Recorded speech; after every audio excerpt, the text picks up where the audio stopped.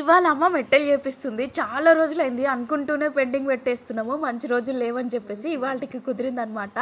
ఇప్పుడు మెట్టెలు తీసేయాలంటే ఫస్ట్ మనము వైట్ థ్రెడ్ ఉంటుంది కదా, ఆ వైట్ థ్రెడ్ని పసుపు దారం లాగా చేయాలి. అందుకోసం అని చెప్పేసి ఆ వైట్ థ్రెడ్ని పసుపు నీళ్ళలో నానబెట్టేసి మెట్టెలు రిమూవ్ చేయకంటే ముందే ఆ దారంని కాళ్ళకి కట్టేసుకొని తర్వాత మెట్టెలు తీయాలి. లాస్ట్ 2 months నుంచి అనుకుంటున్నాము మెట్టెలు చేపించుకుందామని, అస్సలు కుదరలే. ఈసారి కుదిరింది అనమాట. మెట్టెలు చేపించుకున్నాక మనకు నచ్చిన డిజైన్ అయితే చేయించుకోవడానికి వేరే ఆప్షనే ఉండదు. వాటినే మళ్ళీ మనకు నచ్చిన డిజైన్ చేయించుకోవాలి.